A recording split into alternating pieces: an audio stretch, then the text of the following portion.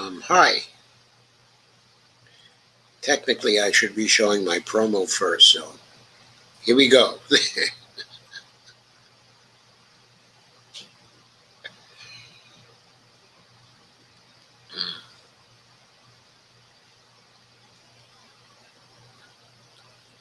I should also be adjusting it. So there it is. Sorry about that. Not very well organized today, I guess.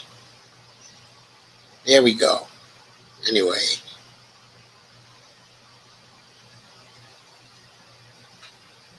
here I am.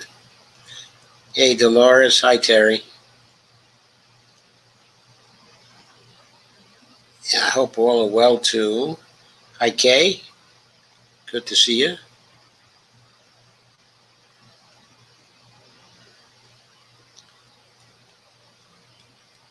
I think a few others are here, too, according to my indicator. But please share this as much as you can. Terry says invite sent. Thank you, Terry. So tonight, I wanted to discuss the political aspects of getting the Medicare for All bill passed. There seems to be a disconnect between people on social media. Hi, Deborah Wilson. Between people on social media and our representatives in the Congress who have introduced the Medicare for All bill. If you read the Intercept article that I linked to for this post, it is, hi Evelina, quite clear that the timetable that Jayapal has for this bill and the timetable that people who are in favor of the bill and strongly in support of it and who are the mass support for the bill, the base support for the bill, that our timetable for Medicare for All is yesterday, while the Jayapal's timetable for the bill is with all deliberate speed. Specifically, in the interview that Ryan Grimm had with her, which I linked to, she talks about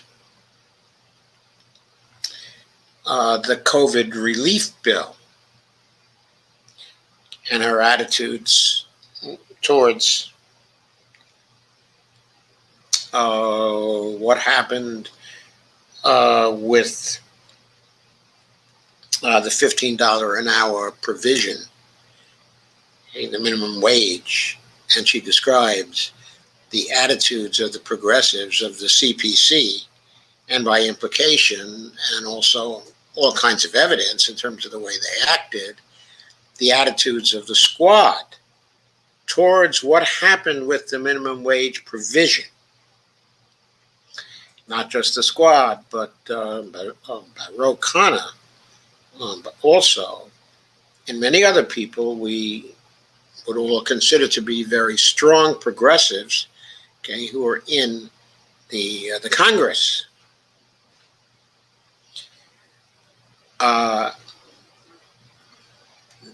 They saw the minimum wage bill as, or we saw the minimum wage bill as a very vital part of the coronavirus relief bill.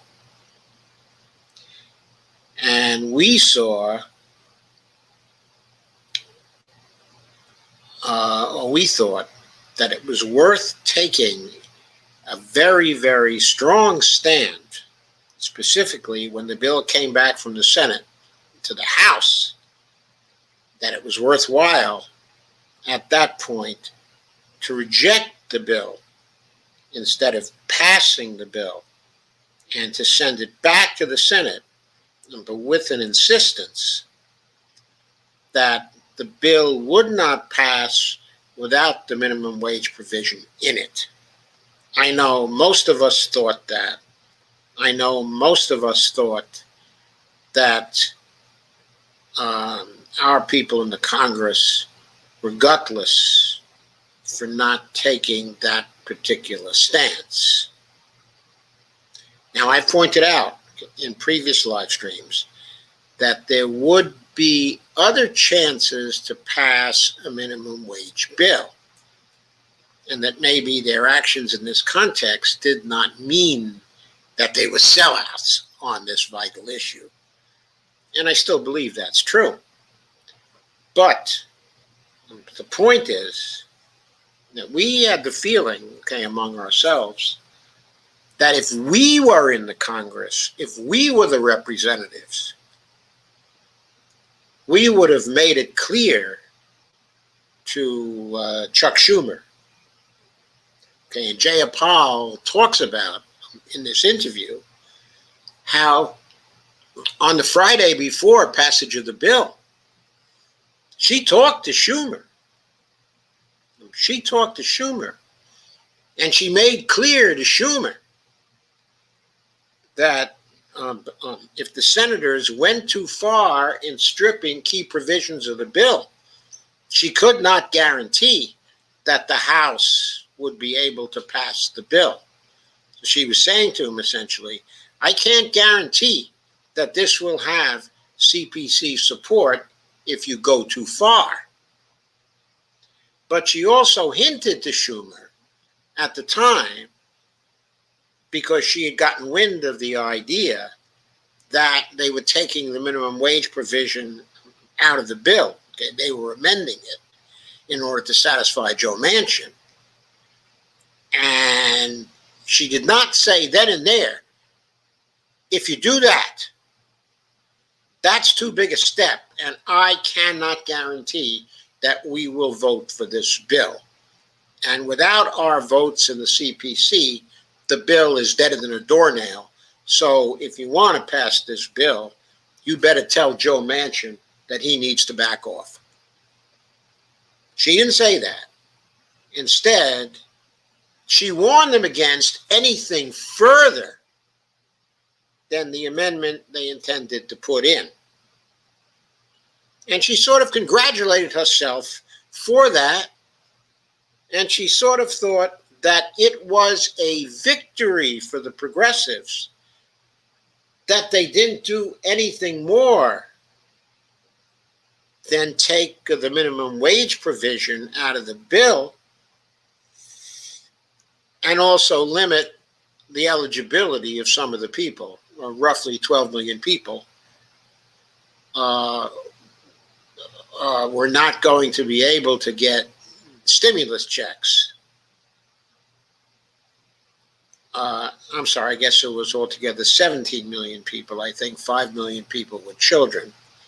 So 12 million families were not going to be able to get stimulus checks because they tightened the eligibility criteria along lines requested by Joe Manchin. So she sort of hinted that, well, it's a very good bill otherwise, so it's likely to pass the House if nothing further is done to it in the Senate. So she kind of congratulated herself for playing those kinds, of politics. Someone else in her position might have issued a stern warning to Schumer saying, you better not go through with this amendment. If you do, I cannot guarantee the House is going to pass that bill. Somebody else in her position might have said that, might have done that. But that's not the way she played it. And the reason why, she explained, was because the sentiment in the Congressional Progressive Caucus was that they always thought it was a 50-50 chance that the minimum wage provision was going to pass because of the parliamentarian and because of Biden's attitude towards the parliamentarian. So therefore, there was kind of an expectation on their part they might lose the minimum wage provision. So they sort of thought it was okay almost to bow to that expectation because the rest of the bill was such a big help to people, okay, in many ways. So that was the way their psychology was working, and that was their perception, that the bill was a huge victory for the progressives because it had so many good features of it. So that gave an insight into how she looks at things in the context of the Congress and the give and take that she takes for granted that should go on inside of the Congress. So apply that also to Medicare for All.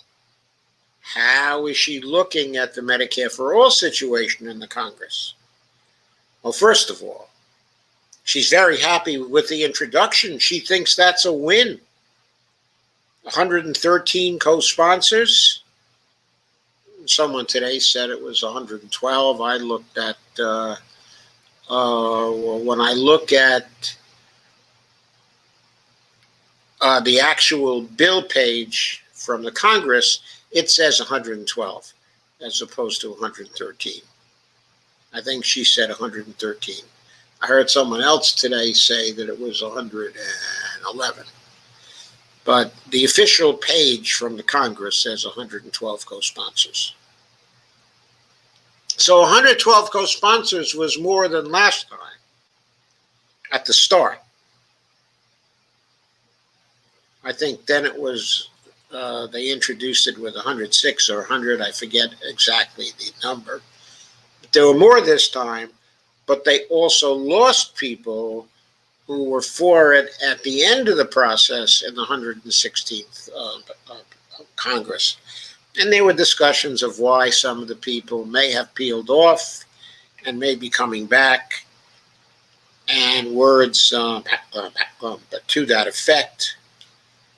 But basically, she considered it a very good start.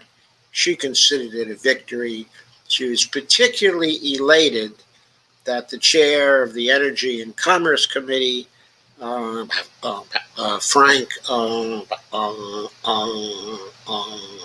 Pallone, was on board, because he had been so iffy when it came to Medicare for All before. And of course, he's such an important part of the establishment, and he's powerful. And he told her not only was he going to be a co-sponsor of the bill, but the bill was going to get a hearing before his committee. So she had gotten commitments that there would be 2 Medicare for All bill hearings in 2 different important committees of the Congress. And she was elated, okay, about that. And the hearings were going to come up in the second quarter, this quarter, in other words. Well, the quarter starting April 1st. We're nearly there, okay? So there are going to be hearings before much else goes on in the Congress. And of course, she's planning on using the hearings to build popular support for Medicare for All, and the Congressional Progressive Caucus, including the Squad, is doing the same. They're going to try to use it to mobilize people such as ourselves in back of the Medicare for All bill, H.R. 1976. I'm confirming the new number is H.R. 1976. So you can see her timeline. Her timeline is not to force a vote now for it, or any way to try to force a vote. What she wants is to have the hearings in the two committees first, which will probably happen when? Maybe one of them will be in April, one of them will be in May or June, or something like that. And she's going to use all of the organizations that have declared their support for the bill to mobilize voters. So what she's envisioning is a mobilization that is top down, correlated to events in the Congress. So she sees herself as a top-down politician, trying to do what's good, trying to do what's according to the public purpose, what's in the public interest, okay, of citizens. Very much wanting to pass the Medicare for All bill. I do not doubt that. As soon as possible, I do not doubt that. But her strategy for the politics is top-down strategy. Go through the process. Have the committee hearings. Build the popularity of the bill through the educational process that will accompany the committee hearings. Take months to do that. Take enough time that the hundreds of pressure groups, the hundreds of lobby groups supporting the bill will be able to mobilize their members and help to build a wave coming from the bottom to really put the pressure on other decision makers in Congress to come over in support of the bill and to increase the number of co-sponsors. She's looking at a process where the number of co-sponsors is drastically increased, not just so that it's a majority of the caucus, which it is now. So she's looking at a process where hopefully she can get 130 co-sponsors, 140 co-sponsors, 150 co-sponsors. Now, why are co-sponsors important? Because these progressives in Congress, as AOC said at the time of the forced the vote struggle at the beginning of the year, as AOC said, you don't have to force the vote to know who's for the bill. All you have to do is look to see if there are co-sponsors. So they're looking at it in terms of co-sponsors, and they're saying, hey, if we get 150 co-sponsors for this bill, then we have the heavy majority of the caucus. And then if we can bring the bill to the floor, then people are going to have to go on record with votes, okay, at that point. And how are we going to bring the bill to the floor? She's not so clear on that. She's clear that she wants more co-sponsors, that's the process, pressuring for more co-sponsors. But co-sponsors doesn't bring the bill to the floor. So how would the bill get to the floor of the House? The answer is Nancy Pelosi has to bring the bill to the floor of the House. Why would Nancy Pelosi bring the bill to the floor of the House? Let's say Nancy Pelosi brings the bill to the floor of the House. Then what happens to it? What happens to it? And let's say it brings it to the floor of the House, and because more than 80% of the registered Democrats are for Medicare for all, a situation is created where even people who aren't co-sponsoring Medicare for all are afraid to vote against it, and they pass it through the House, and thereupon it goes to the Senate.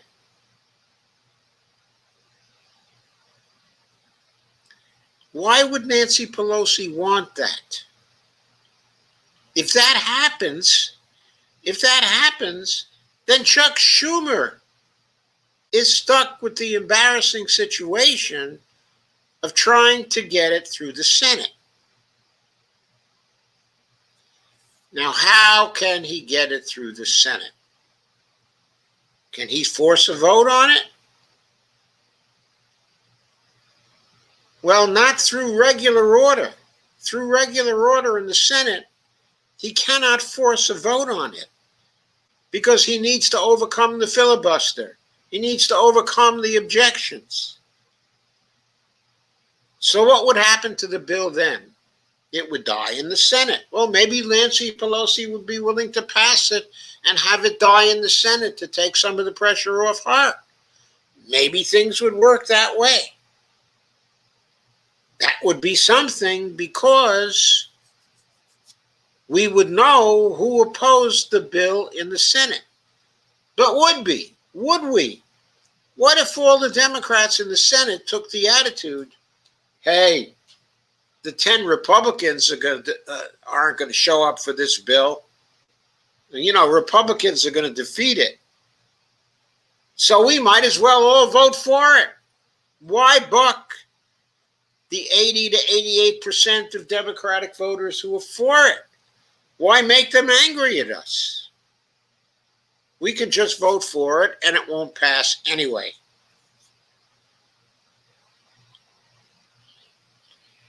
So to me, that looks like the politics of it, unless through these hearings and through the educational process and through the effort to mobilize people and through the social media efforts of ourselves and people who think like this, to mobilize enough people to really create a very powerful wave in favor of Medicare for all, it's very unlikely to change Nancy Pelosi's mind about wanting to put it on the floor. But even if she wants it to put it on the floor and she's willing to pass it out, it still wouldn't have a chance in the Senate. Wouldn't have a chance in the Senate. So maybe this accounts for Jayapal's with all deliberate speed kind of attitude in terms of this bill. She may know the wave behind Medicare for all is not strong enough yet to get the bill through the House. And how can she force the vote if Nancy Pelosi will not go that way? Well, I'll come back to that in a while. Okay. For now, though, what I want to do is go to the Senate scene. As I indicated, the Senate scene works in two ways. Nobody thinks Medicare for all could get through the Senate right now.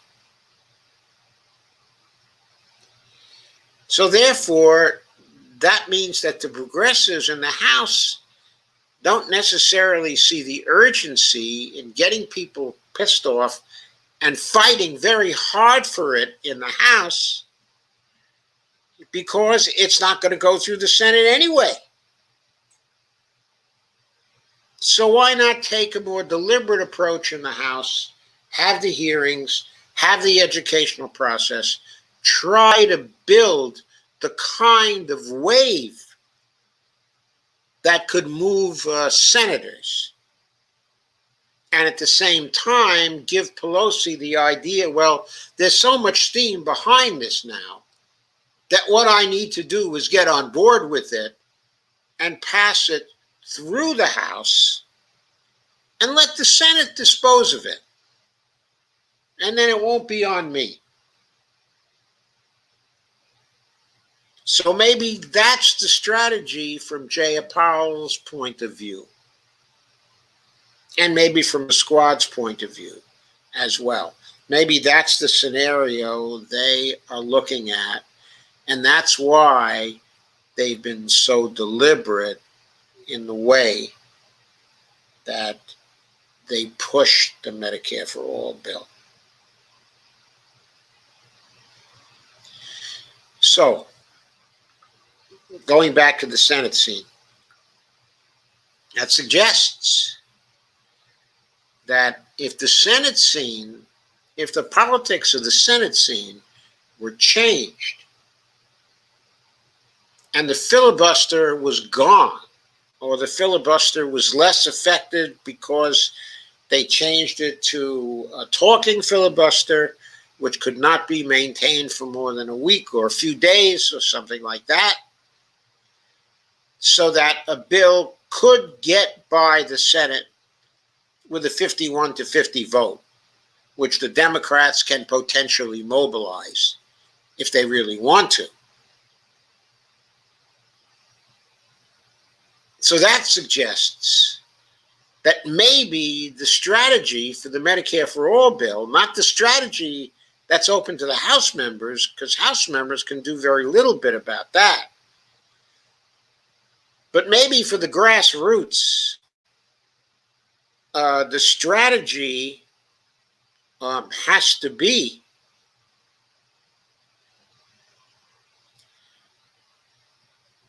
that the filibuster must go in the Senate or be changed sufficiently so that it can be overcome in the Senate if the Democrats decide they want to overcome it.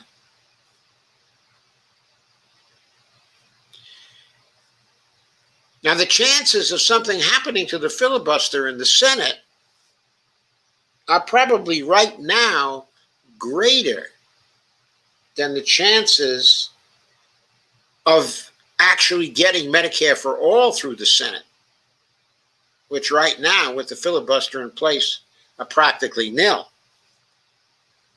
And even if you imagine the filibuster was not there, the chances of getting rid of the filibuster now might be greater than the chances of getting Medicare for All through the Senate on a 51-50 vote if the filibuster was gone.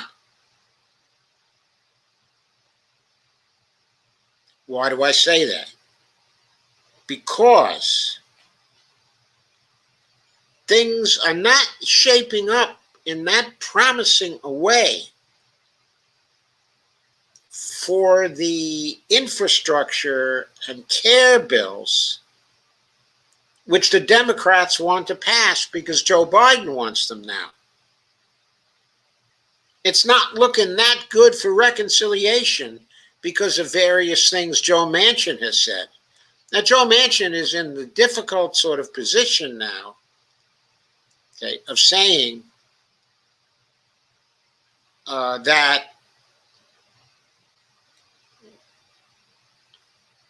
he wants the Republicans to be included in the next reconciliation bill in an obvious situation where the Republicans won't play ball at all on the next reconciliation bill. So how can they be included? In fact, you're much more likely to get one or two or three of them peeling off if you got rid of the filibuster. Because if you got rid of the filibuster, they would have to go on record directly on a bill that came to the floor And people like Lisa Murkowski and Mitt Romney and Susan Collins and a few others of them might feel pressure from their constituencies to vote for some bills that are good for the American people, obviously good for the American people.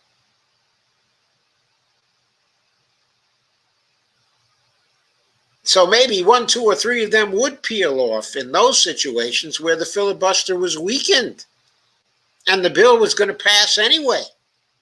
If the bill's going to pass anyway, 51-50, why shouldn't some of the senators who are vulnerable to more centrist and progressive constituencies, why shouldn't they grab a little credit?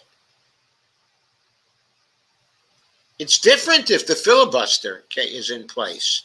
Then they're not taking a direct vote on the bill.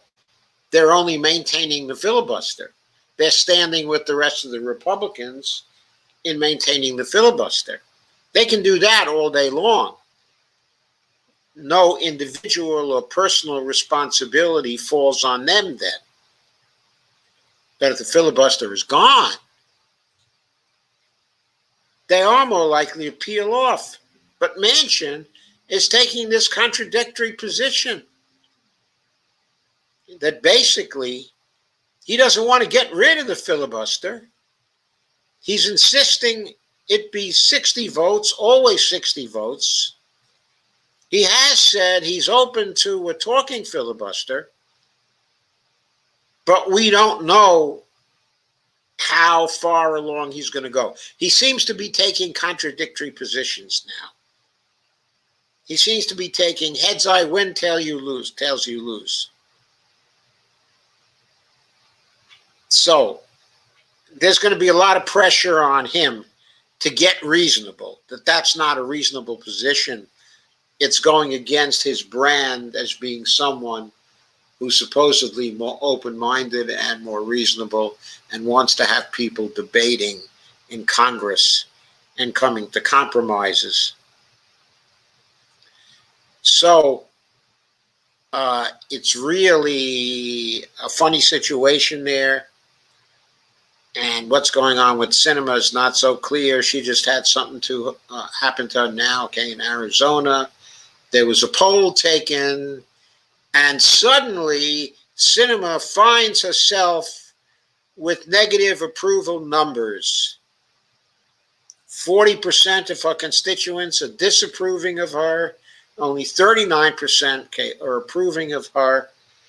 And Mark Kelly has 49% approval rating and a disapproval rating of 38. So he is 11 plus, she is -1, since she took her great stand in the Senate with the chocolate cake and the thumbs down gesture. So who knows, she might be moved by that, but her constituents clearly indicated they wanted to see the minimum wage $15 an hour bill passed. A majority of them are in favor of that. And she knows now that she's not with her constituents. And as I've said before, she's not far enough to the right to go over to the Republican Party, because they're going to nominate a Trumpist, not Kyrsten Sinema. So she's got to worry about 2024 and how she's building up for 2024. Unfortunately, she's not running in 2022, and we'll get to 2022 in just a minute. But the basic point here now is that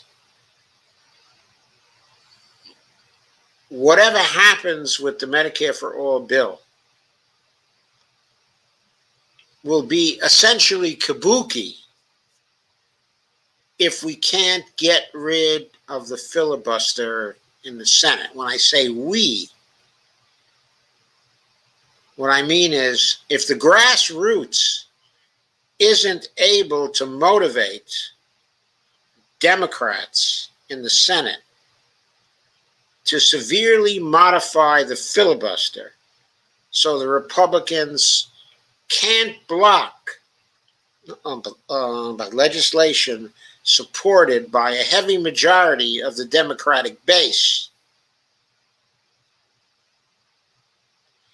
If Democrats cannot do that, they're doomed for 2022. Now, they're probably going to come to believe that anyway, because they're not going to be able to pass H.R. 1 and H.R. 4 without getting rid of the filibuster. They're not going to be able to pass the D.C. statehood bill. They're not going to be able to pass the Puerto Rican bill that gives Puerto Rico an option to become a state. They are not going to be able to do those things. They may not even be able to pass another reconciliation bill. For example, the green infrastructure bill that Biden evidently wants to pass, the program for a green economy and for a care economy that he so much wants to pass, and that news has leaked out of the administration. It's going to be at the $3 trillion level, which is a real big bill. But remember, Joe Manchin already mentioned he would go for a $4 trillion bill. So this looks small. And he's getting an earful right now, an earful from the climate movement, that his bill is too small, which is probably why the leaks took place. They were probably trial balloons to gauge the strength of the resistance. What kind of hell would Biden catch if he came out with a $3 trillion bill instead of a $4 or $5 or $6 trillion bill? So he's finding that out now. He's finding that out now. That's what's happening. Anyway, they got to pass more bills. If they don't pass them, I don't think the effects of the COVID relief bill will last until the election of 2022. And by the way, to have a chance in that election anyway, they got to pass H.R. 1 and H.R. 4. They got to end the voter suppression and the gerrymandering that's taking place at the state level. And everybody knows that. So they have to do something about the filibuster.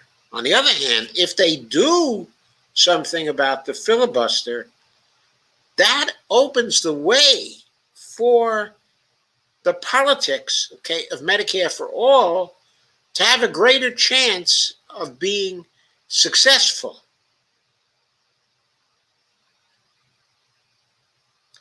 So it seems to me the politics of Medicare for all require, at this point, a full-on movement against the filibuster in the Senate to change that context of politics on the ground in the Senate, so that Democrats, both in the House and the Senate, believe that there's a chance to pass good bills because the Senate is no longer the graveyard it has been for so long. That's what we have to be focused on in terms of the pressure we deliver to politicians. It should not be directly on Medicare for all. It should not even be directly on a Green New Deal. It should not even be directly on H.R. 1 and H.R. 4 or on criminal justice reform. All these are important, and we can't stop talking about them. We have to emphasize them. We have to get excited about them and all that. But the thing we have to get excited about, most of all, is getting the filibuster out of the way. That is a barrier. We got to get it out of the way. Now, what happens if we do? If we do get it out of the way, then we can maybe start to pass some bills. Like H.R. 1 and H.R. 4 will probably fly through first. And maybe the D.C. statehood bill as well. Those three bills might go flying through first. Also, there'll be much more room to bargain when it comes to the infrastructure bill and the CARES economy bill or bills. In other words, all the elements of the package that Biden wants to pass later this summer, okay, if he possibly can. Now, meanwhile, we'll have Jaya Powell going through her strategy of getting the hearings done and the education of people done, and whatever assistance that has for the mass mobilization, which I don't know how much more mass mobilization we need, because we have already 80 to 88% of Democratic voters in favor of Medicare for all. And according to some recent polls, 69% of the country in favor, of Medicare for all. But assume we need the intensity to build further, stronger. And the hearings can do that. Then by the end of the summer, after success in some of the other bills, then we might be at the time that we should be demanding floor votes in the House on Medicare for all. Now, some people will say, and as some of you have correctly said in comments, well, what's the difference? Because Biden is only going to veto it.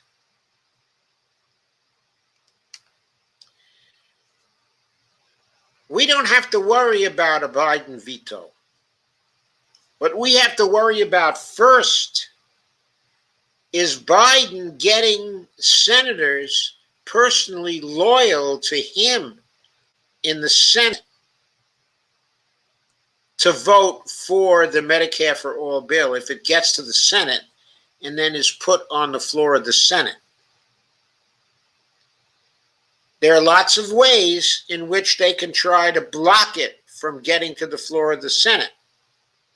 Even if they don't have the filibuster, there are lots of things they can do to block it. If he can get 8 senators on his side again, as he did for the minimum wage, they can probably just tell Schumer, look, we're going to vote with the Republicans on the Medicare for All bill. Biden won't have to do a thing. He's already said if it will come to his desk, he's going to veto it. I mean, those Democrats can then say to Schumer, look, if you put it on the floor, and let's say by some miracle it passes, Joe has said, the president has said, POTUS has said that he's just going to veto it anyway if it comes on his desk. Well, I don't believe that for a second. I guarantee that if that bill ever got to Biden's desk and the polls were showing 90% of Democratic voters in back of that bill, Biden is going to sign it. He's not going to veto that bill. He'd have to be crazy to veto that bill. With 90% of Democratic voters in back of that bill, if he wants people to stay home in 2022, all he's got to do is veto that bill. I mean, the whole objective of getting rid of the filibuster here is to start getting people excited into the polls, and that's what the rest of his program is about, too. Is he going to be about wanting to totally kill the enthusiasm by destroying a bill supported by 90% of Democratic voters? And by that time, maybe 70% of independent voters? No, he's not stupid enough to do that. Not if he can get his creatures in the Senate to kill the bill for him.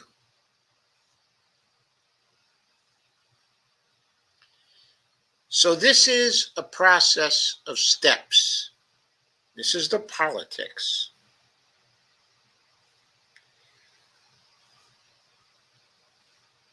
Once the filibuster is gone, we have to mobilize the House. Or popular pressure has to be on the House for Jayapal and the progressives to get a floor vote. Maybe along about, say, August. Something like that. To get a floor vote. Will the bill fail on a floor vote?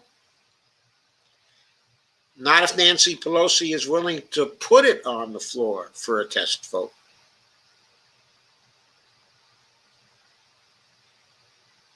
She would never support it herself, but she might allow it to go on the floor if she believed that 10 or 15 Democrats would join the Republicans in killing Medicare for all in the House. How do we stop that? It's our job, the grassroots job, to make it clear that any House Democrat that votes against H.R. 1976 when it gets to the floor or tries to maneuver to prevent it from getting to the floor will be primaried by the base. We have to get that word out. We may need other groups to help us with that. For example, Justice Democrats has been, they've been reluctant to take very strong stands of late. The progressive, the PCCC, the Progressive Congressional Campaign Committee, are they? Is that what they are? I don't know. I forgot what that stands for. But PCCC is basically a wing. It's basically a creature of the Warren wing, okay, of the Democratic Party right now. Which means whenever the mainstream establishment is for something, is against something, and the grassroots are for it, they're going to sell out. That's what that means. So the question is, what groups will stand for us in guaranteeing primaries against any Democratic congresspeople who vote against this bill?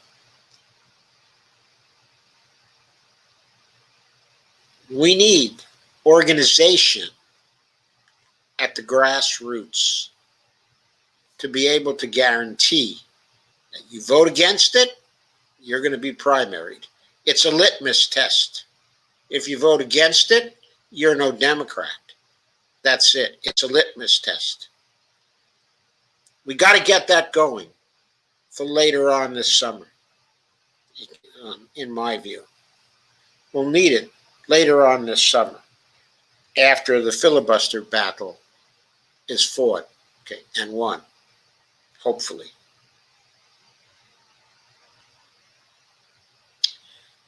Once we get that other battle won of getting a floor vote in the House,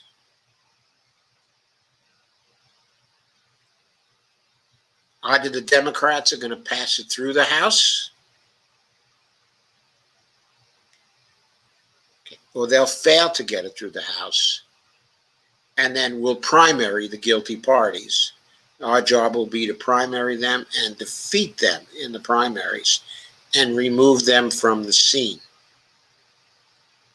And we should focus on that to the exclusion of anything else, of ending their careers if they dare to do something like that.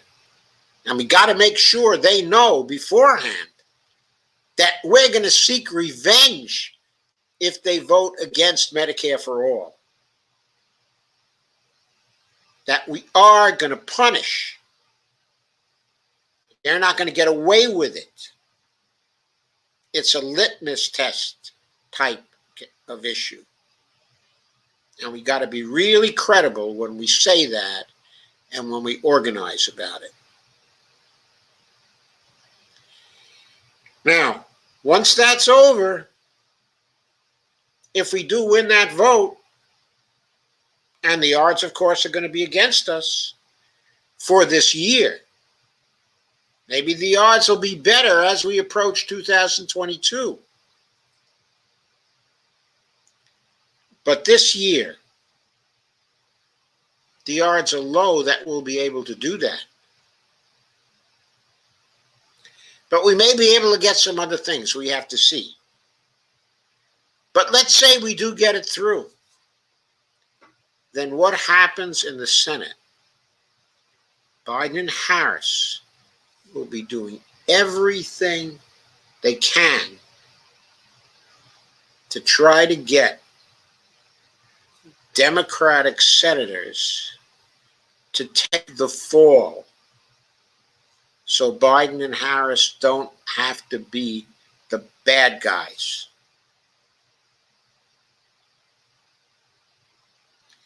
So that there's no tie vote in the Senate that Harris has to break.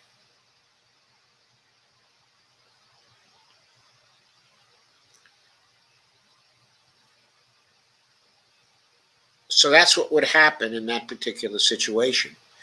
Biden would be going to Chris Coons. He'd be going to Tom Carper. He'd be going to Manchin. He'd be going to Angus King. He'd be going to Sinema. He'd be going to Feinstein. By the way, if we can hustle Feinstein out of the Senate right now, that'd be a great thing to do. Get her to resign. One more thing. I'm talking about playing rough now. I mean, Medicare for all, that's worth playing rough for. And we'll get into some more reasons why as we go through some of the other things I've scheduled, okay, for tonight. But we have to have such heavy pressure on the questionable senators that if it comes to a vote in the Senate, they dare not do anything except to vote for the Medicare for All bill. Well, let's go over the Senate seat situation in 2022, senators who are up for a vote. And there's Mark Kelly.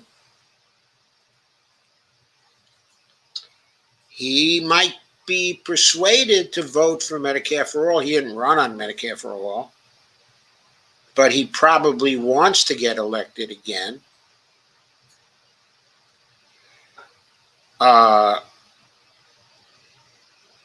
He looks like he's the kind of Democrat who might be persuaded to vote for Medicare for all. Alex Padilla, I have no idea where Padilla stands. He's got to run in 2022, his first time running since his appointment. Is Harris's successor, in California. I looked at his campaign page. Okay, I looked at his congressional page. I didn't see any issues. I didn't see any issues there. It's all about him, his personal story. I'm sure you don't give an F about his personal story. Then there's Michael Bennet. He's running. You know how he feels about Medicare for all. When he was running for president, he had some very choice words about it.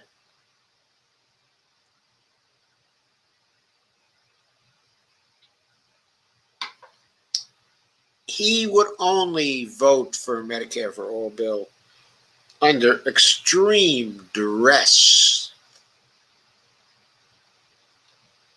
And paradoxically, the more popular he is in Colorado, the less extreme duress he would feel. Then there's Blumenthal in Connecticut. He's a co-sponsor of the Medicare for all bill. I have a feeling that Senator Warnock, Raphael Warnock, who did not vote for Medicare for all, who did not run on Medicare for all in Georgia,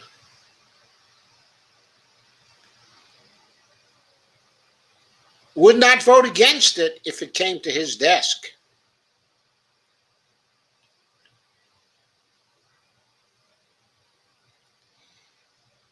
I just don't see that happening. I see him as a very likely vote, but he's not now a co-sponsor.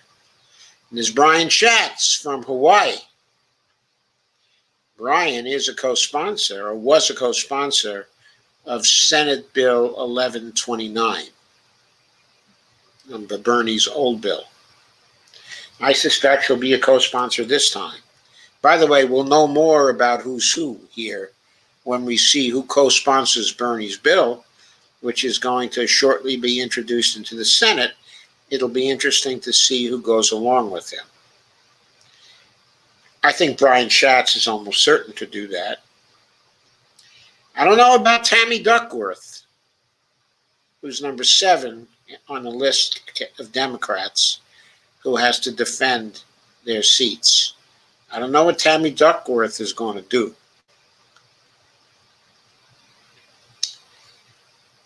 She's pretty centrist. Then there's Chris Van Hollen, I should say, who is sort of kind of on the left, pretty lefty. I don't know which way he's going to go, but I suspect he's going to co-sponsor the Medicare for All bill this time when Bernie introduces it.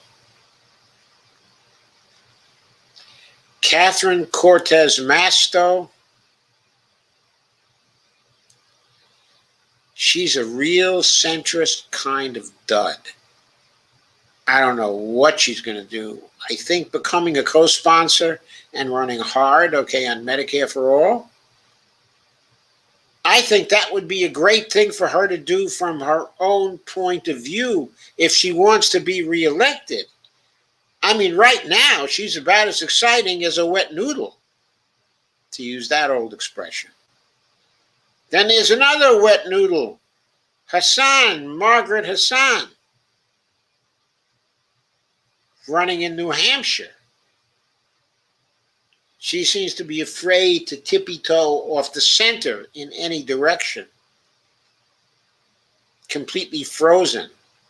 Meanwhile, her Senate seat is in jeopardy because she doesn't inspire a hell of a lot of excitement either. Then there's Chuck Schumer. I don't know who's going to be challenging him, if anyone. But he's been making progressive noises lately. I wouldn't be totally shocked to find that he becomes a co-sponsor of the bill. I wouldn't be surprised. Ron Wyden wasn't a co-sponsor last time, but I think he's for Medicare for All, may well become a co-sponsor this time. Why am I going over all these people? Because I want to give you an impression of where the leverage should be exerted by people like us all over the country. But Patrick Leahy is number 3 among these 14 Democrats who are running again for their seats. He's the 3rd one who was a co-sponsor of Bernie's S1129 bill. So Pat Leahy is foursquare with Bernie when it comes to Medicare for All, and he will be again. He's the 13th of the 14 Democrats that I'm going to mention here. The 15th Democrat is Patty Murray from the state of Washington. I think Washington is more liberal. I shouldn't say more liberal, is more progressive as a state. Its voters are more progressive than either Patty Murray or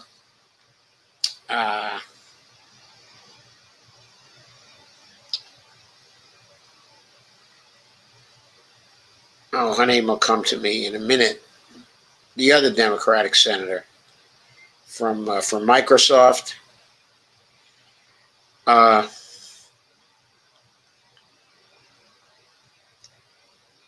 Neither of them are very progressive. They're much more centrist. The voters of that state are more progressive, than either of them are. I think Patty Murray is in a situation where pressure can be exerted on her because her people want Medicare for All to be passed. And she can be pressured. So, that's where I think some pressure can be exerted. When it comes to the Republicans who are up for election next year, Lisa Murkowski is in a funny position because they might run a Trumpist against her and she might lose the primary up in Alaska again and then have to run as an independent in order to get her seat. When she votes on issues this time, she may be keeping that in mind. Senator Portman, of course, has already declared he's not going to run. I don't know whether Richard Burr in North Carolina has stated that he's not going to run. Of course, people who are not going to run can't be pressured. Senator Toomey is not going to run. He's vacating. So he can't be pressured to vote for Medicare for All in 2021 or 2022 when he's already announced he's not going to run in 2022.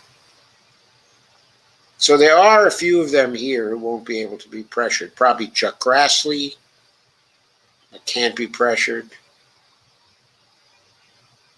Lisa Murkowski probably can be. I doubt that Richard Shelby can be pressured.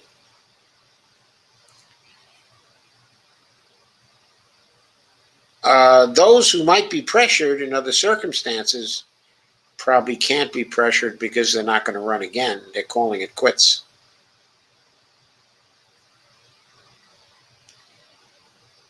So not much can be done with the Republicans here for 2022 as a threat for 2022, except with respect to Lisa Murkowski.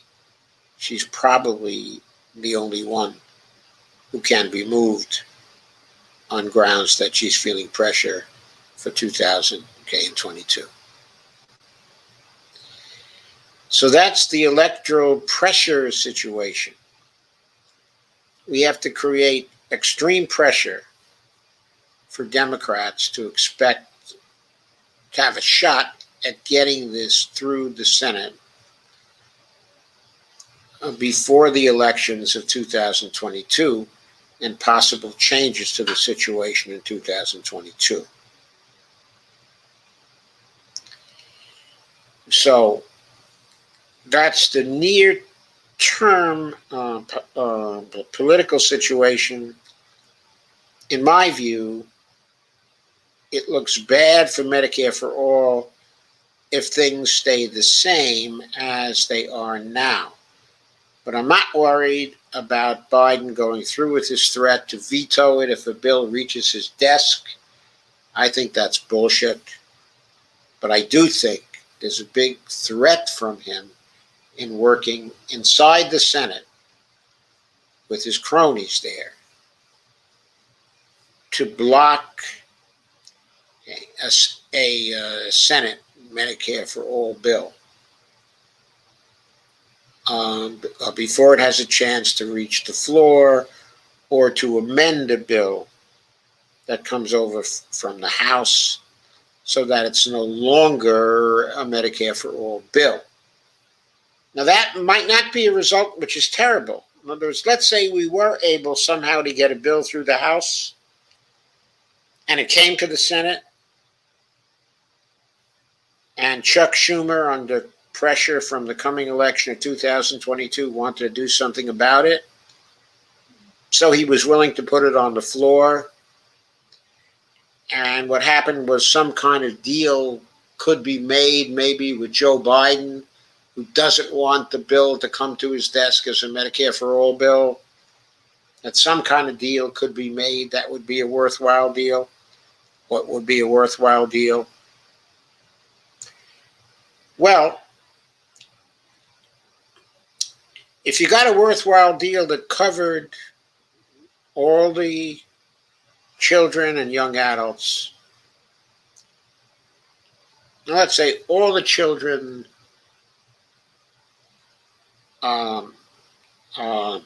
18 and under were covered, and all the adults over 50 were covered.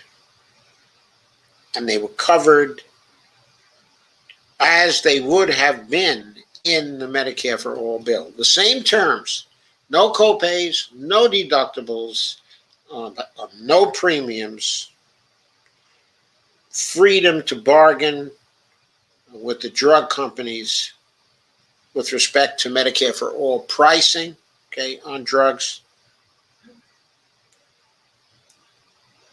If we could come up with a compromise like that, it would vastly improve the situation, because fatalities due to lack of insurance are concentrated in the 50 and up group. And then also, of course, there are problems with children who are born into the world, just born.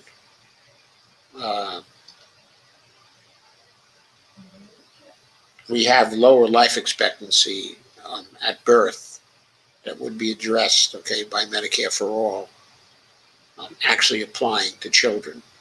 So that kind of compromise would be very good as an immediate compromise if we had to make it in 2022.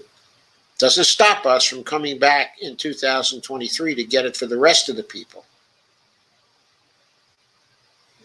It's what we might have gotten in a transition period under a Medicare for All bill anyway.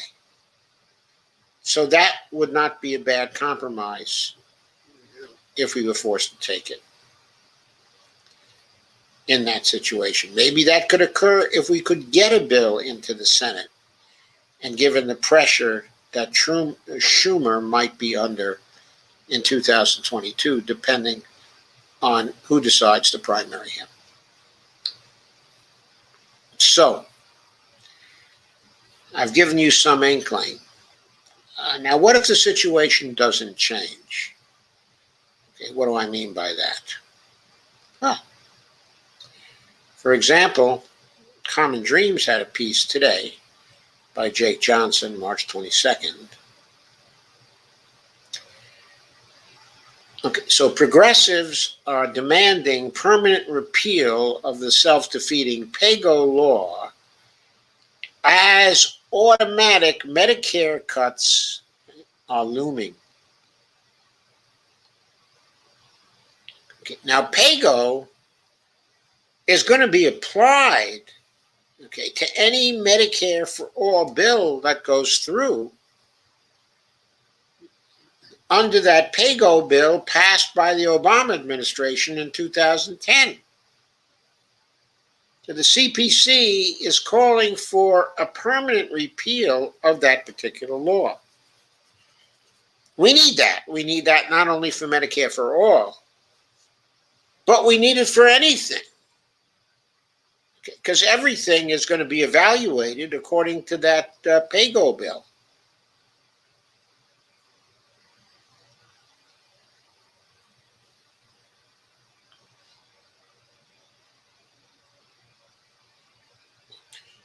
On Friday, the House of Representatives, with the support of just 29 of the Republicans, approved by legislation that would exempt the coronavirus relief package from a law known as statutory PAYGO, which requires deficit spending to be offset by cuts to government programs over a 10-year period.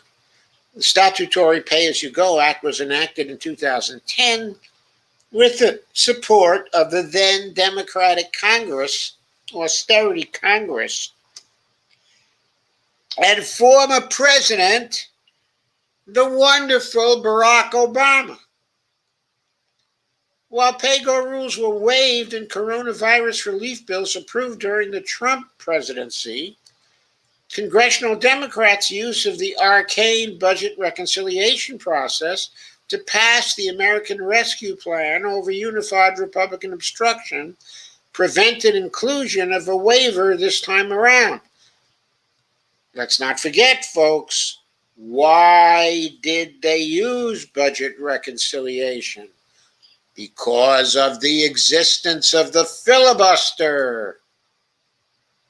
So, it wasn't just that they used reconciliation. It was because of the filibuster that they had to pass a bill that could not waive the PAYGO part of it.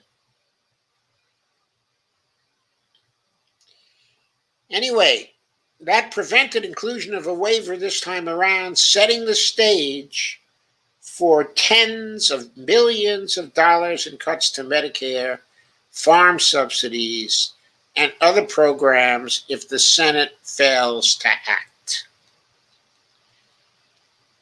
We're pleased the House voted today to waive statutory PAYGO for the American Rescue Plan to prevent damaging, self-defeating, and wholly unnecessary cuts to Medicare and other programs. We urge the Senate to follow the House's lead and act swiftly to waive statutory PAYGO. But Jayapal stressed that the House bill, which also pushes off a separate 2% cut to Medicare set for April 1st, is just a temporary solution to a problem that will continue cropping up without complete repeal of the 2010 law.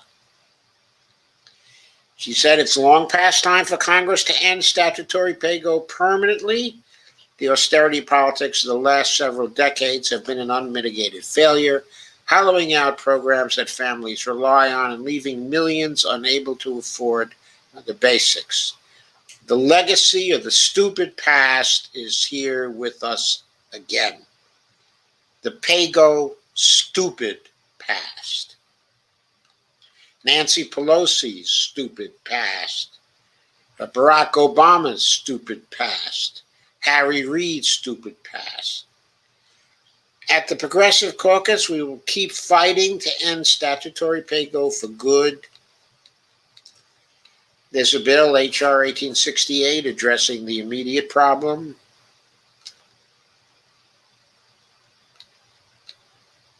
And the call for repealing statutory pay-go.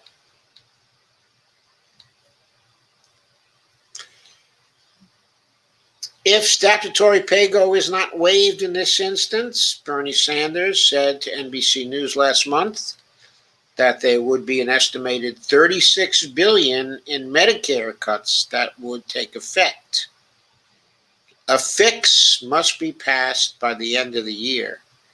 I assume that means the fiscal year, which would be the end of September.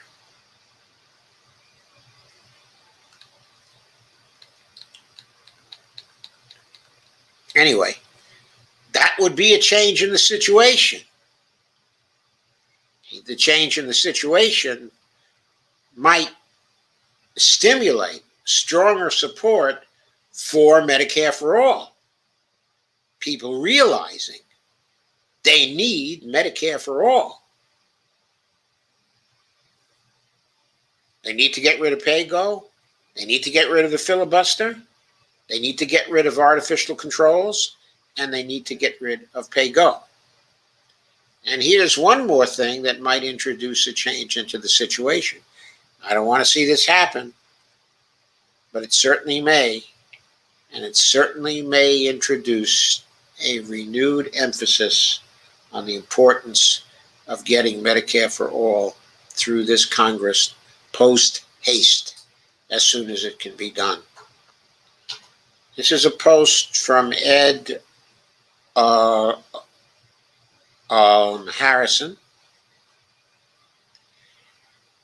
I don't know if he would yet describe himself, as an MMTer, but he's been awfully friendly to MMT for 10 years now, and I think he largely accepts the kinds of principles that most of us accept.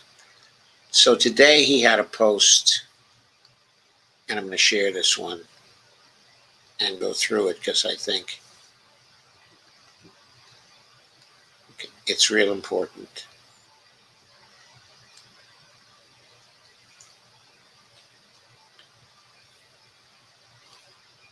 There it is.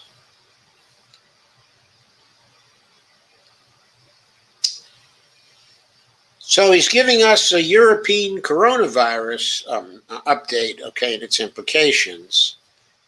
I've left a link to this for you in the description. It's a newsletter of his blog. And he posted this morning. I've been watching the third wave make its way across Europe and reading the European press to get a sense of how bad it is. And it definitely looks like another lost quarter for Europe.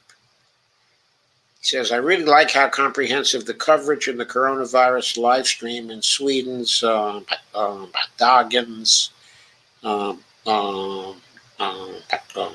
Nyheter, I'm not sure how to pronounce that, daily is. So let me use their most recent headlines to give you a sense of what's happening across the continent. Bullet points with translated partial text follow below. Germany closing during Easter. Germany extended coronavirus restrictions until April 18th.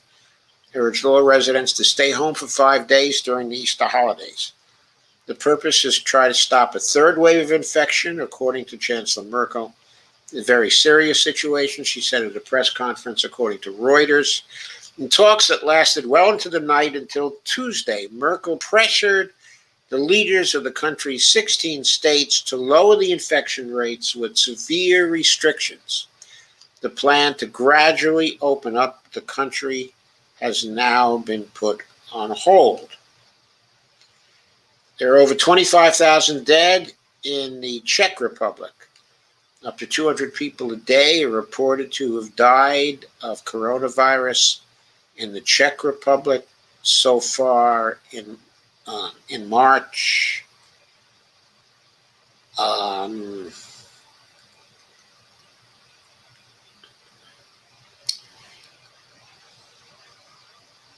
Right now, today,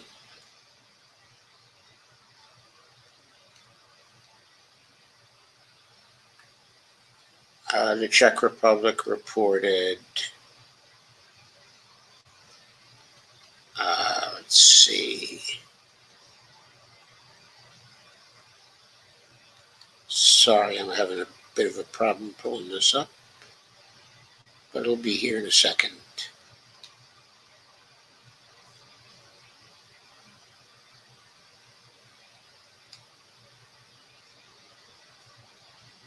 So today they were a good deal under that. They were 90 fatalities, okay, in Czechoslovakia. But, I'm sorry, in the Czech Republic. But the total deaths they've suffered are 25,055, okay, at this point. And they have this huge fatality rate per million, 2,336. Now almost 400 fatalities per more, 400 fatalities more per million than Belgium, who was second in 1955. Really, really bad time in Eastern Europe. Hungary has been rapidly decreasing also. 1,940 for them. Slovenia, Eastern Europe is taking it on the chin in recent months. Really, just an extreme. Anyway, with 10.7 million inhabitants, the Czech Republic is one of the worst affected countries in the world in terms of number of deaths per capita, according to Our World in Data.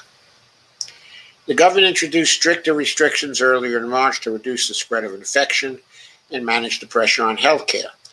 Shops, restaurants, and schools have largely been closed since October last year. Infections are now starting to decline, but restrictions are expected to remain for some time into April. And Viktor Orban in Hungary says Hungary cannot open its economy until everyone over 65 has been vaccinated. Till those over 65 who have registered for vaccination have received their shot, Hungary will not be able to open the economy, Prime Minister Viktor Orban said on Tuesday. At the same time, the country reports the worst death toll for a single day so far, 252 deaths in COVID-19. The French hospitals are warning of a shock wave of patients. They never before have experienced a violent shock, but in about 3 weeks, if the country fails to curb the sharp increase in COVID-19 cases, they could get that kind of shock to the hospital system where their hospitals just could be overwhelmed. Okay, in the Ukraine, the third wave has been hitting hard, and they are worried about the overwhelming of their system. What's been spreading in Eastern Europe is the British variant, of COVID, B117. That has proven to be much more contagious than the original strain, of COVID. In fact, it's about 50% more. It has an R value, I think, of 1.4 in terms of contagion, where the original strain had an R value of 0.9. So you see it's considerably more contagious. And because there's a much greater chance of getting it, the fatality rates are up too. Anyway, Finland's been keeping its restaurants closed. Over 800 people so far. They're the country that has done the best during the pandemic. But in February, the number of infected people increased, and now more people are in need of hospital care due to COVID-19 than ever before. Over 800 people have died with COVID-19, and over 300 people are receiving hospital care due to the disease, which is a lot for Finland. Denmark is expected to remove their restrictions in May, when all residents over the age of 50 are vaccinated. In concrete terms, this means that from May 6th, Danes are expected to be able to visit restaurants, theaters, and cinemas in the same way as before the pandemic, but it requires that you can show a so-called Corona passport. At larger events and nightlife where there's a risk of super spread, however, restrictions will continue to apply. So here are Ed's initial thoughts on the European third wave. What's happening in Europe right now makes a very sober reading. Country after country in Europe is showing a huge increase. We can question the policy response, shutting down activity, but the healthcare system cannot cope with the rising numbers. What else can they do? Let's remember that in Brazil, the young are contracting serious illness due to the P1 variant that has become the dominant variant there. The P1 variant is infecting the young. That is largely because the healthcare system is so overloaded that the moderately unwell are left unattended until their condition gets worse. That leads to a much higher excess mortality rate. So you're forced to shut things down simply to give your healthcare system a break. What we saw, in the UK, in their second wave, is that shutdowns alone won't stop the spread, especially now that COVID-19 vaccine has set in. We saw very high transmission rates and R numbers there during the second wave, despite the lockdowns. The R numbers are the reproduction numbers, of the virus. Apropos the UK, one reason that R numbers were high is that the B117 variant first discovered in Kent. England is very infectious. A Norwegian article I read yesterday says it is 2.6 times more likely to cause serious illness than the original variant. Moreover, as the article puts it, quote, the British variant is now the dominant virus variant in Norway. At the beginning of March, more than 70% of all people with corona in Norway were infected with the British variant. And now here comes my punchline. The relevance to the UK, US, and Canada. We should assume, and I have confirmed from many different sources in Europe, that the third wave in Europe is because the more infectious British variant is now dominant everywhere on the country. Everywhere on the continent, sorry. And I also know that it is spreading very quickly in North America, with both Canada and the US reporting a doubling of percentages every 7 days. That's for the British variant. The UK has already vaccinated most adults and was the first country to deal with the B117 variant. I know Prime Minister Johnson is talking about the continental European third wave washing up on British shores, but I believe there is enough residual immunity and enough vaccination progress in the UK that we won't see anything near the same conditions there that we see in Europe now. It's more that the UK's second wave led to Europe's third, rather than the reverse happening with the continent's wave leading to a big third wave in the UK. In North America, the US is ahead of Canada in vaccination. And I think this presents a problem for the Canadians. The R sub 0 of the B117 variant is 1.4 compared to 0.9 for the original strain. And the potential for severe illness is more than 2.5 times greater for the B117 variant.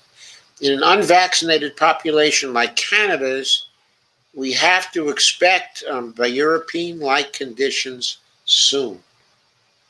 The Globe and Mail ran an opinion piece saying that there have only been 5,000 B117 cases detected in the country, and this was good news. Ed says, I don't see it that way. I see it as a tip of the iceberg, and expect the health system to be overrun in Canada. That is news, if correct. In the US, the vaccination progress is further advanced than in Canada, but social distancing has been very lax of late, like in Miami Beach the other day. Ridiculous. Moreover, Texas, ridiculous. Stupid, stupid, stupid, and evil. Evil and stupid. Moreover, there's been a big drop-off in testing, so the B.1.1.7 variant may be more entrenched and widespread in the U.S. than we know. I continue to believe we will see a fourth wave in the U.S. due to mutant strains. The P1 Brazilian strain has also been found many times in the United States. The question is about how big a wave we get and what the economic impact will be. Well, I'm very concerned about what the fatality rate will be. Never mind the economic impact. But the economic and marketing impact is, of course, very important. We are seeing a fair bit of plateauing and reflation-related market trades, with oil being the most conspicuous. I suspect this is due to jitters related to the setbacks in Europe regarding demand for oil. But to the degree the U.S. suffers another wave, expect the reflation trade rollback to be more severe and for it to hit global yields, resulting in flattening and a rebalancing away from cyclical and value trades toward tech and more long-duration assets. If you have conviction about this wave, now is the time to place those bets before it hits. This isn't a crash up, crash down outcome, but the third outcome I posited in February when thinking about the blow off top. At that time, I wrote, we could also have another major wave of coronavirus from the mutant strains that causes bear flattening. Increasingly, though, I am discounting this outcome as a tail risk at this point. He says, I will stick to that view, but it is still a risk. And then he goes into my view about the AstraZeneca vaccine. I think the furor surrounding the AstraZeneca vaccine is the most interesting regarding how this pandemic is playing out. This is the cheap, easy-to-store vaccine that, because of those properties, has the best chance of saving the world. Right now, the headlines around AstraZeneca are dominated by fears in Europe. But just today, the president of South Korea got the jab with the Oxford AZ vaccine. He said, Prime Minister Chung Si-kyun told the meeting on Tuesday. I have to say, I don't know whether Chung is a male or a female. So, quote, I'm willing to get an AstraZeneca vaccine first if that helps reassure people so that they feel safe about participating in the campaign, unquote. A courageous act. AstraZeneca released the U.S. trial data showing 79% effectiveness and 100% prevention of severe illness and death. But as I woke up, the headlines on the AV vaccine were about the National Institutes of Health questioning the data. Meanwhile, for weeks, there's been a row between the UK and the EU over supplies of this vaccine, with at one point the EU blocking export to Australia. The lack of supply of AZ is supposed to be one reason for Europe's delay in vaccinating. And many overrun Central European countries are desperately trying to get any vaccine they can, including the Russian and Chinese ones. The United States hasn't even approved it yet and is holding on to its AstraZeneca stockpile, though there was an export of 4 million doses to Canada and Mexico. We're not safe, says Ed, and I completely agree, until everyone of the world is safe, simply because deadly mutant strains can form in the unvaccinated population. A recent Israeli study showed the Pfizer vaccine was not equally effective against all variants, for example. So this every nation for itself look is distressing. It tells you how cohesion breaks down under stress. One thing the Israeli study highlighted that makes me pro-vaccine is this. The researchers found, and this is a quote now from the Israeli study, the researchers found an 11-fold increase in antibody levels for people who had completed vaccine treatment relative to people who had recovered from the virus. So in other words, people who take the vaccine will be 11 times more greatly protected from catching it again than people who had it and who recovered. And the sentence goes on. And far higher levels than for people who'd only received the first vaccine dose, suggesting the full treatment is necessary for a high level of protection. Conclusion, vaccinate everyone as quickly as possible. Full vaccination is leagues more effective at stopping this thing than any other outcome. So I thought you'd be interested in that post from Ed Harrison. I think it's really, really, really a good one. And it points to one thing that may change quickly in this country. Even as we move forward with the vaccinations, we could still have problems with new strains for various reasons that could prevent a huge economic recovery from COVID-19, in spite of the efforts of the Biden administration. People, of course, are predicting a boom. Predicting a boom economically, but they're obviously assuming that the vaccine is going to crush this here, because we're going to get vaccines into arms quickly enough. We're making great progress. No rap on the Biden administration about that yet, but a rap on it with respect to trying to get vaccines out to the rest of the world as quickly as possible. Take the goddamn rights away from the vaccine makers and allow other countries to produce these vaccines so we can get COVID out of the world. That is imperative. We are not safe. Our economy is not safe. We are not safe as people until that gets done. And that's all there is to it. That is all there is to it. So there we are. I am ready for your comments, and we'll take them in turn. Lana says hello. Kay says somebody new out of New Jersey decided to sponsor it. None of our Dems from Ohio sponsored it. But you mean co-sponsor the bill? Probably that's what Kay is saying.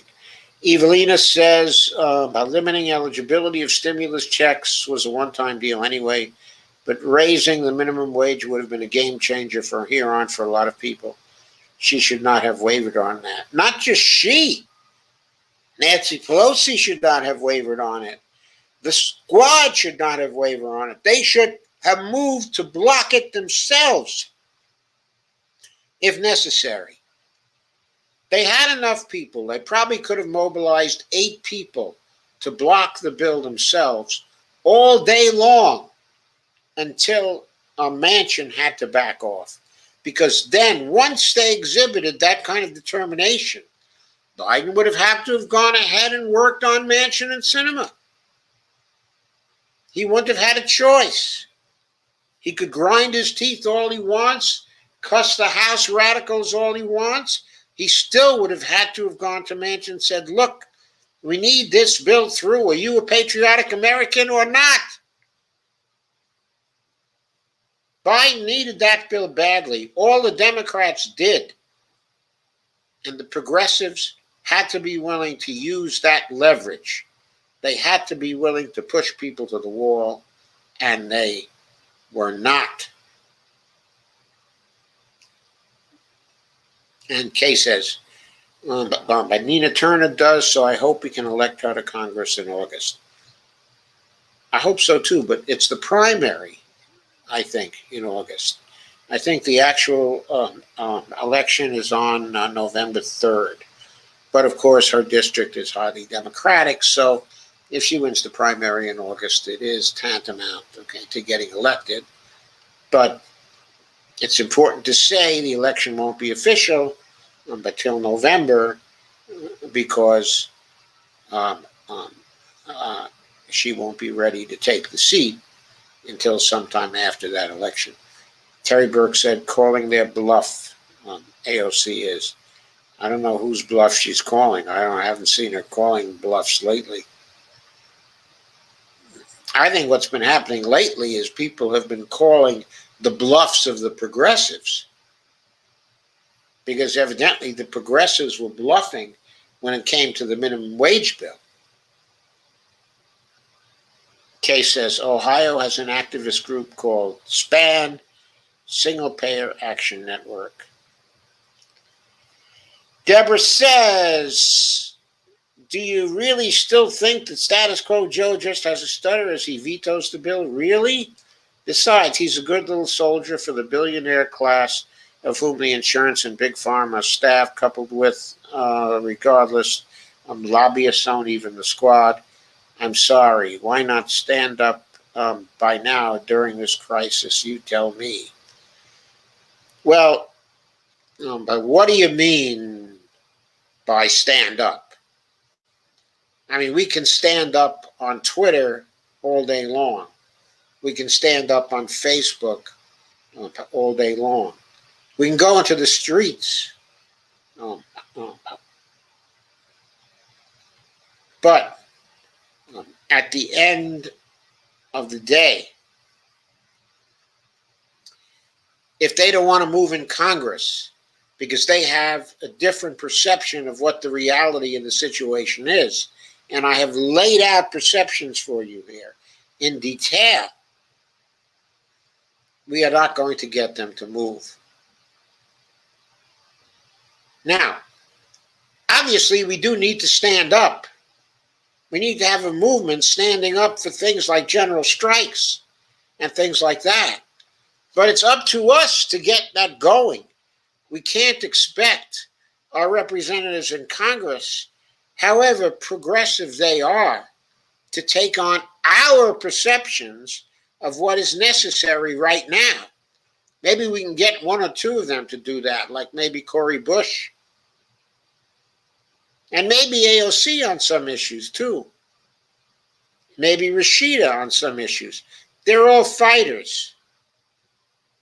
But most likely, their perceptions will be affected by the analysis of what the reality on the ground is in the House as those perceptions exist in the Congressional Progressive Caucus.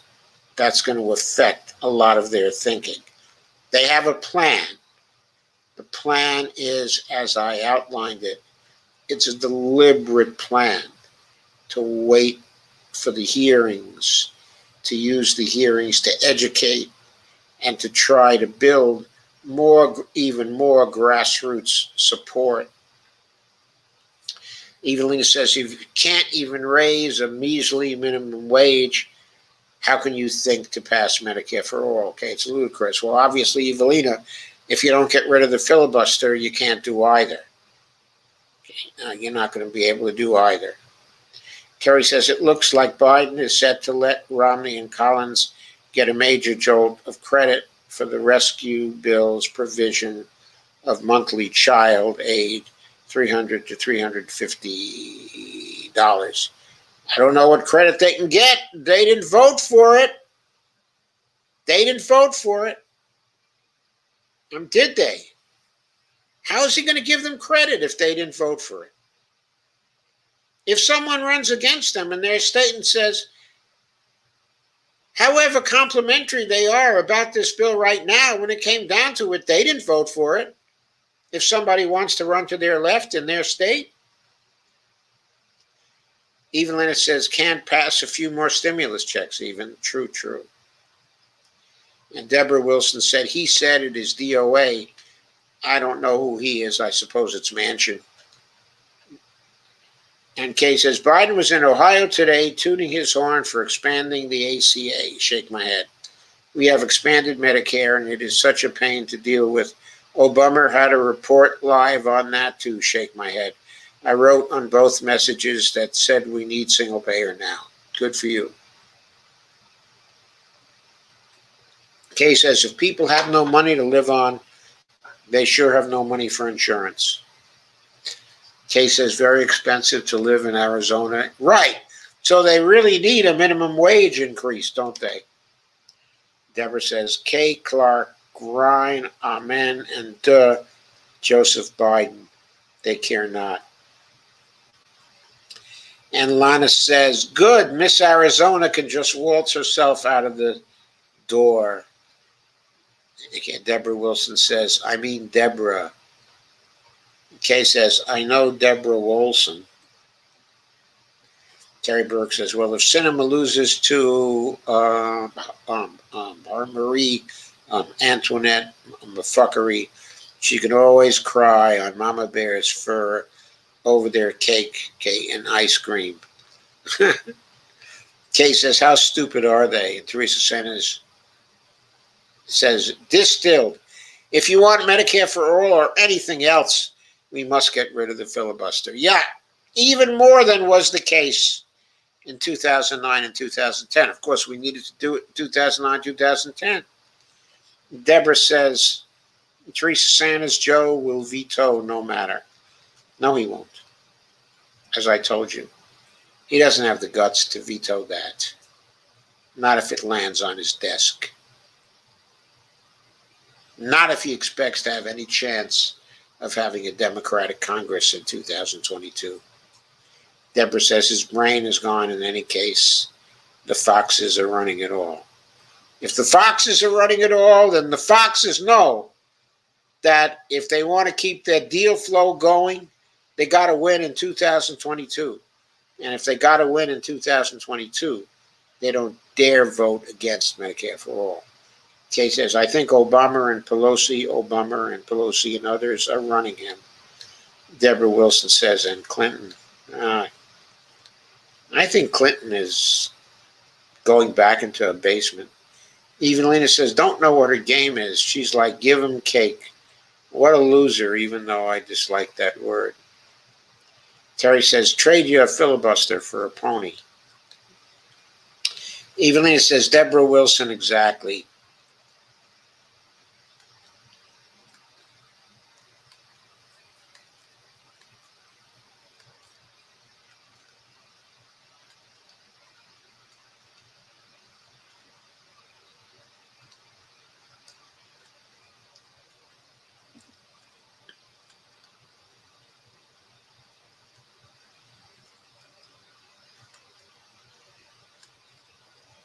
Oh, God.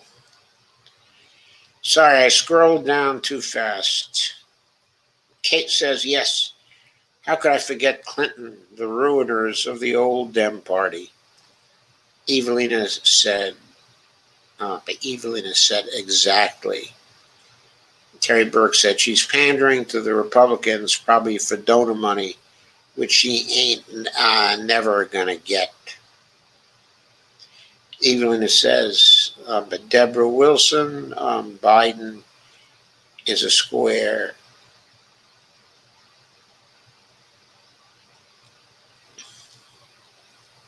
Deborah says, he doesn't want Medicare for all. He is owned. Hello. I know he doesn't want Medicare for all. He certainly doesn't want it. He never wanted it. He never will want it. The question is, will he be forced to sign a bill? Terry says, oh, Lord, don't mention steps. But Bowden's nemesis. Kay says, mainstream politics suck so badly in this country. And Terry says, Biden, stupid autocorrect. Evelina says, doesn't it just enrage? Kay says, yes, it sure does, Evelina Pond. I used to like politics, but not anymore. Deborah says, sorry, but you said he'd have to be crazy. But he is crazy. Oh, my God. Terry says, if you're against me, you're for COVID genocide. Terry says, if you're against M4A, stupid autocorrect. Terry says, help Bonnie, autocorrect is beating me up. And Evelina says, boarding Air Force One, Harris laughed when asked if she was going down to the Mexican border. Not today, she said. Where was she going in such a hurry anyway? And Bonnie says, can the People's Party be any help yet for MF4? I don't know. The People's Party is having problems of her own because it's getting accused by former volunteers of total disorganization, not having its act together, and also not really being democratically run, but being totally chaotic. Kay says, I hope so, Barney.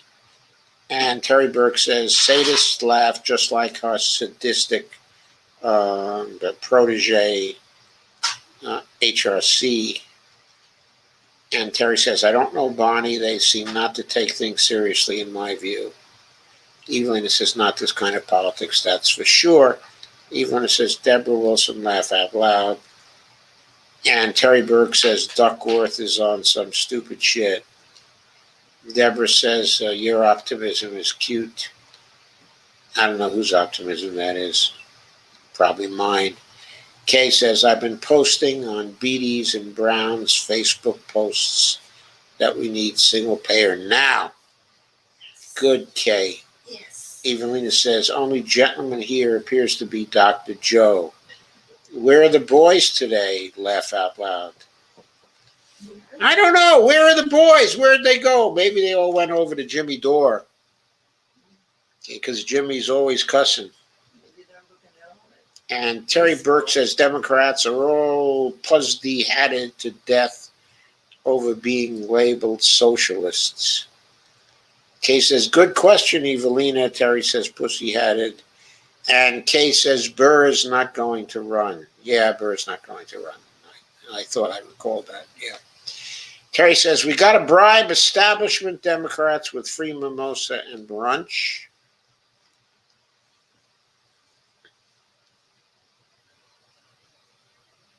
And Evelina says, Biden wants to expand Obamacare.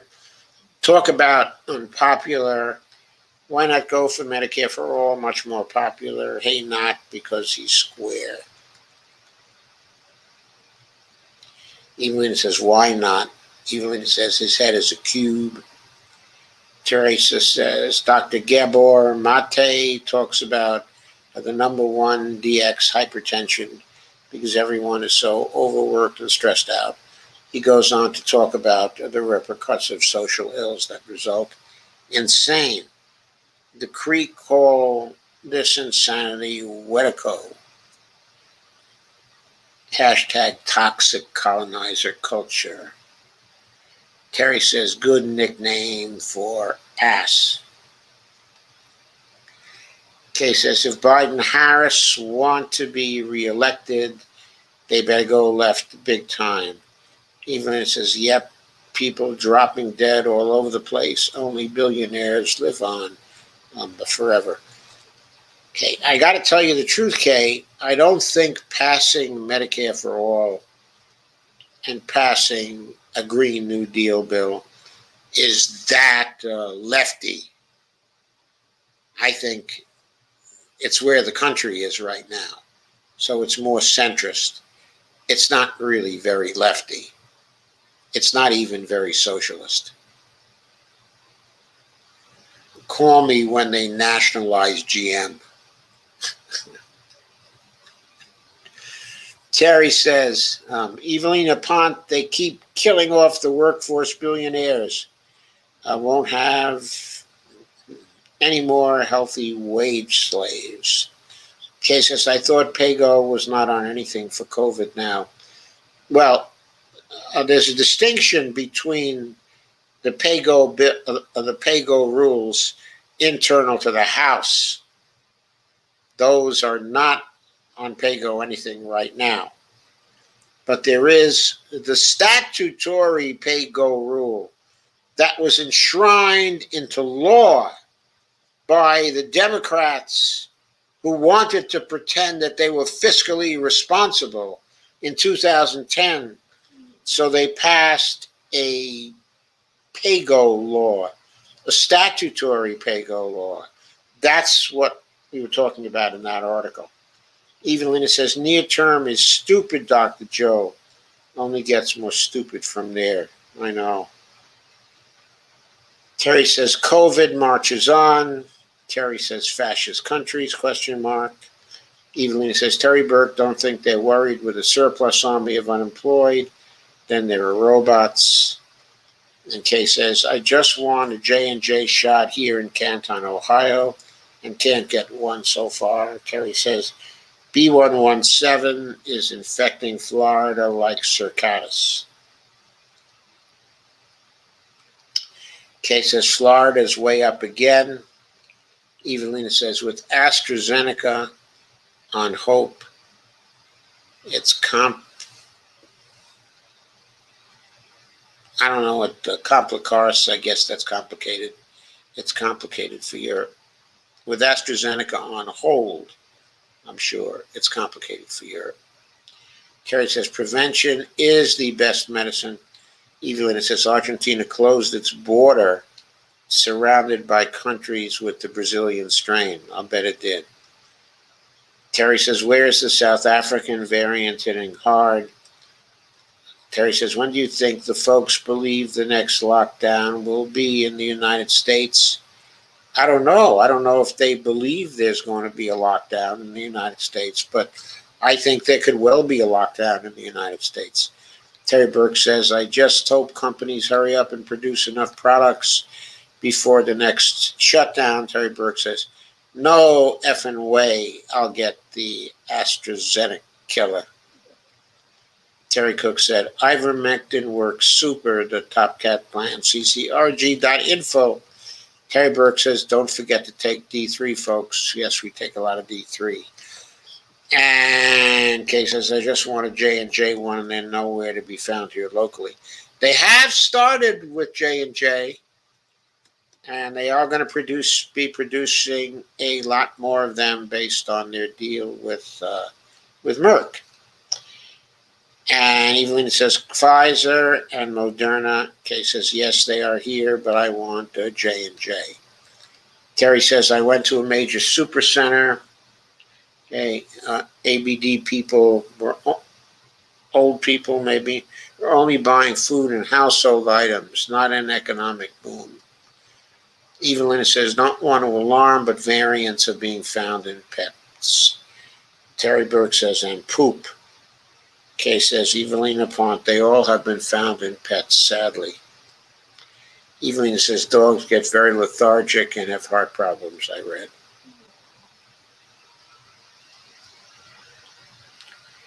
Terry says, I avoid animals like the plague. Evelina says, I think they should avoid us like the plague. I love them. Kay says, yes, I hate to say that I'm glad my little Sasha's already gone. I wanted to go with her, but they wouldn't let me. She was the best friend I ever had. Evelina says, I can relate, Kay.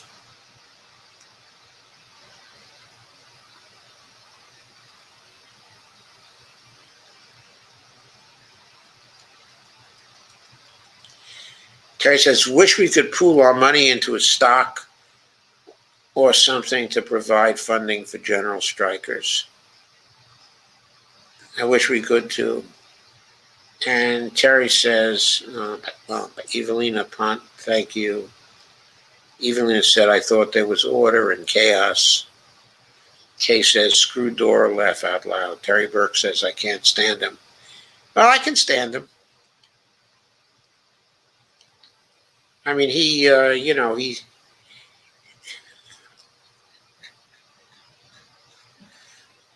He's right. They need to fight. They need to fight. Maybe not in exactly the way he's specifying. For example, the Force the Vote show was stupid. They should have gone for defeating Nancy Pelosi. Then they would have had much better chances to force the vote. They could have gotten promises for floor votes directly if they had gotten either Debbie Dingell or Jan Schakowsky. And Kay says, I don't think so either, Joe, but they do.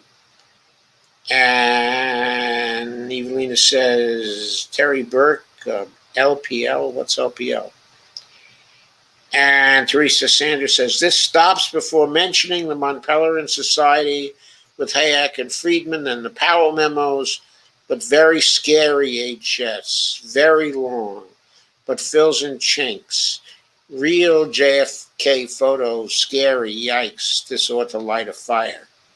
Oh, that YouTube I haven't had a chance to watch yet. Terry Burke says, frozen. Okay, folks. I think I've reached the end. Thank you for coming. Thank you for being here. Yeah, Pelosi needs to go. Oh, by the way, I didn't get a chance to talk about that. Next time, I will talk about vacating the chair, because that's something that could be done in the House. So I do want to talk about that. That has potential. Lana Dell says, I wish Jimmy would use his platform to lead people into action instead of toxic, cultish hate against AOC. He seems to think he's going to change AOC that way. I don't think so. Dolores Pierce says, thank you and good night. Lana says, good night. Evelina says, thanks, bye all. Teresa says, thanks, Doc. You're very welcome, Teresa. Thank you for coming. It's good to see you here today. So, that's it. Good night. I'll see you tomorrow night.